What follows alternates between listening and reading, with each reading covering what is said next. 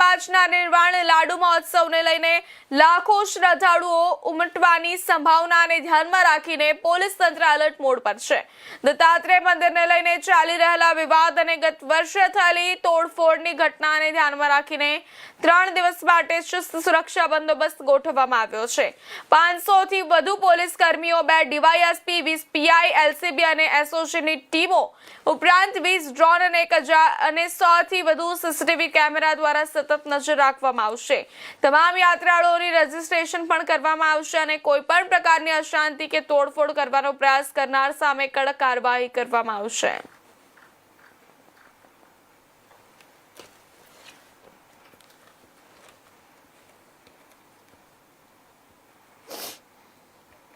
ગિરનાર પર્વત પર દિગંબર જૈન સંપ્રદાય દ્વારા એક જે એમની એક તિથિ હોય છે, એ તિથિ દરમિયાન અહીંયા વિવિધ રાજ્યોમાંથી પણ દિગંબર જૈન સંપ્રદાયના લોકો એમની જે કંઈ ધાર્મિક માન્યતા છે, ધાર્મિક માન્યતા પૂરી કરવા માટે આવે છે। તો એ આગામી 20 તારીખે આવનાર છે। સાથે સાથે છેલ્લા થોડાક સમયથી ક્યાંક ને ક્યાંક જે ગિરનાર ઉપર સનાતન ધર્મના વિવિધ ધર્મ સ્થળો આવેલા છે અને જૈન ધર્મના પણ વિવિધ ધાર્મિક સ્થળો આવેલા છે, તો ક્યાંક ને ક્યાંક કોઈ સામાન્ય ઘટનાને પણ સોશિયલ મીડિયા પર અમુક એ પ્રકારના તત્વો દ્વારા વિવિધ પ્રકારની અફવાઓ ફેલાવીને બંને સંપ્રદાયો વચ્ચે વૈમનસ્ય વધે એવા પ્રયત્નો કરતા હોવાનું ધ્યાન ઉપર આવેલું છે।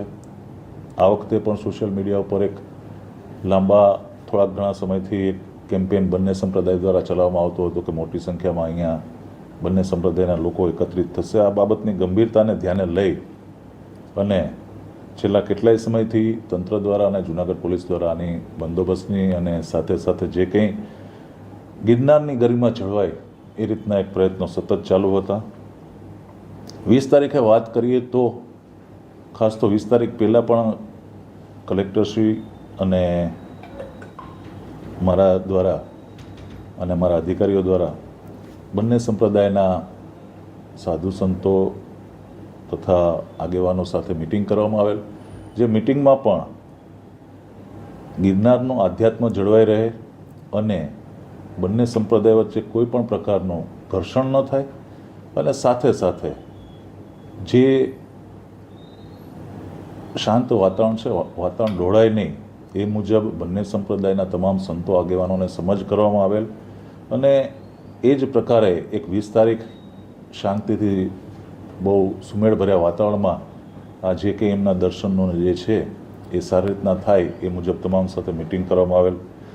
20 તારીખનો જે આ છે એમાં પોલીસ બંદોબસ્તની વાત કરીએ તો ખાસ 2 ડીવાયએસપી, 20 પીઆઈ, 35 જેટલા પીએસઆઈ, 445 જેટલી police, home guard, GRD, LCB, SOG, એસઆરપીની લગભગ 2 કંપની, એસડીઆરએફની 1 company, videographer private, CCTV camera જે લગાવેલા છે એ, ડ્રોન, આ બધા મારફતે એક બંદોબસ્તની જડબે સલાક વ્યવસ્થા કરવામાં આવેલી છે। સાથે સાથે ફોરેસ્ટની ટીમો પણ સાથે રહેશે। ખાસ કરીને જે પ્રશ્નો હોય છે જે 5મી ટૂંક ઉપર કે જ્યાં ઘર્ષણ થવાનું હોય છે એ સિવાય જ્યાં જ્યાં પ્રેશર પોઈન્ટ છે, અંબાજી મંદિર છે, કમંડળ કુંડ છે, દત્ત શિખર છે, આ બધી જગ્યાએ ચુનંદા અધિકારીઓને એમની ટીમને બંદોબસ્ત માટે રાખવામાં આવેલી છે। હમણાં અગાઉ 2-3 દિવસ પહેલાં જ વહીવટીતંત્ર દ્વારા એક સાયલેન્ટ ઝોનનું જાહેરનામું પણ બહાર પાડવામાં આવ્યું છે, જેમાં ખાસ કરીને કોઈ પણ પ્રકારના લાઉડ સ્પીકર, મ્યુઝિક, સૂત્રોચ્ચાર આ બધું ન થાય અને એ મુજબ જ એનું પાલન થાય કડકાઈથી। કોઈ પ્રકારની શાંતિ સલામતી જોખમાય નહીં એ મુજબનું જાહેરનામું છે।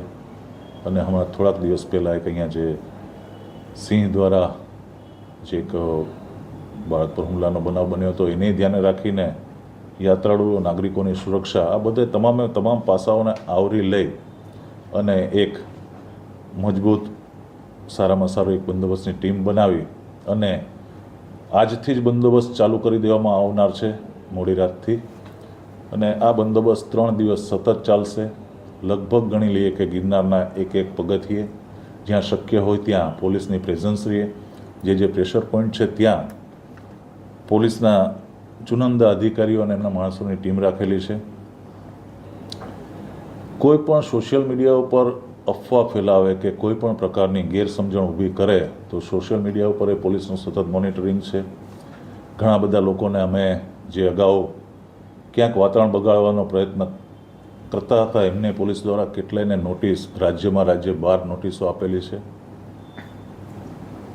ગિરનારની ગરિમાનો ભંગ કરે એવું કોઈ પણ પ્રકારનું કૃત્ય આ વખતના જે છે આ 20 તારીખે પોલીસ દ્વારા એવું કોઈ પણ કૃત્ય ચલાવી નહીં લઈએ અને એક શાંતિ સુમેળભર્યા વાતાવરણમાં ગિરનારની જે આભા છે દેશમાં અને વિદેશમાં અને એની જે ગરિમા છે જળવાઈ રહે એ પ્રકારના પોલીસના પૂરેપૂરા પ્રયત્નો છે. સાથે સાથે એક કલેક્ટર સાહેબને અમારે ચર્ચા થઈ હતી કે જે ગિરનાર ઉપર આવે છે યાત્રિકો, ખાસ કરીને ડિઝાસ્ટર પોઈન્ટ ઓફ વ્યૂ, એમની સલામતી પોઈન્ટ ઓફ વ્યૂ જોઈએ તો એક લાંબા સમયથી ચાલતું હતું કે કંઈક એ રીતના સેટઅપ કરીએ ટેકનોલોજીનો સહારો લઈને. તો આજથી એક પ્રાયોગિક ધોરણે બહુ જ ટૂંકા સમયમાં નિર્ણય લીધો છે. તો પ્રાયોગિક ધોરણે એક રજિસ્ટ્રેશન ઇન આઉટની એક પ્રક્રિયા ચાલુ કરી છે QR કોડ સિસ્ટમથી, કે અલગ અલગ જગ્યાએ પણ સ્ટેન્ડી મૂક્યા છે જ્યાં ટીમ્સ રહેશે, યાત્રાળુઓને ગાઈડ કરશે રજિસ્ટ્રેશન માટે.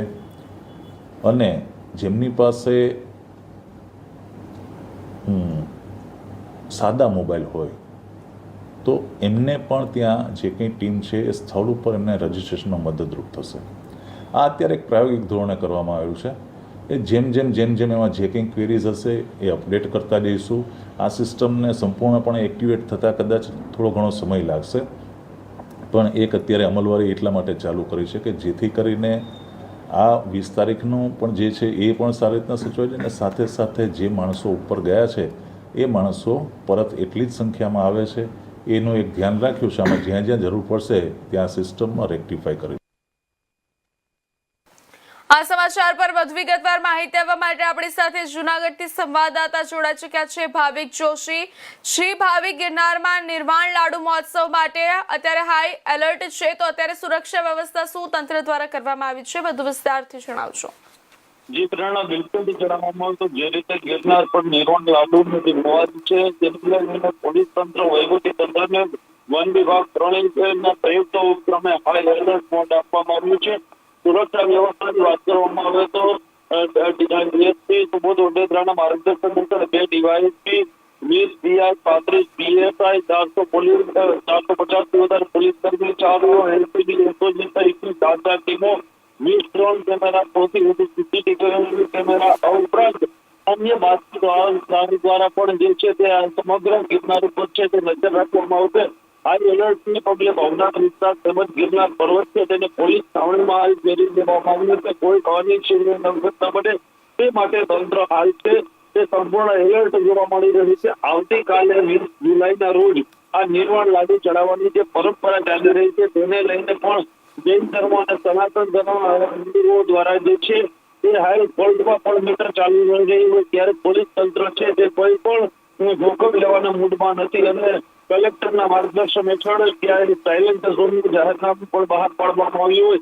આજ પોલીસ છે તે દરેક જગ્યાએ એલર્ટ જોવા મળી રહી છે. કહી શકાય કે પગથિયે પોલીસની ચાપતી નજર જોવા મળી રહી છે. શ્રી ભાવિક, તંત્ર દ્વારા યાત્રાળુઓ માટે શું સૂચના આપવામાં આવી છે? જી, તંત્ર માટે યાત્રાળુઓ માટે તંત્ર દ્વારા જે છે ત્યાં એક જે પોસ્ટર લગાવવામાં આવે છે એ પોસ્ટર ઉપર ત્યાં QR કોડ રાખવામાં આવે છે. QR કોડ દ્વારા જે છે તેને રજીસ્ટ્રેશન ઇન અને આઉટ કરવું ફરજિયાત છે. ગઈકાલે સવારે આજે રજીસ્ટ્રેશન માટે QR કોડની જે વ્યવસ્થા હતી તે બંધ હતી, પરંતુ બપોર બાદ ચાલુ થઈ ગઈ છે અને કદાચ જે લોકો પાસે સ્માર્ટફોન ન હોય તેને ત્યાંના કર્મચારીઓ દ્વારા જે છે તે રજીસ્ટ્રેશન કરીને જ મોકલવામાં આવે છે.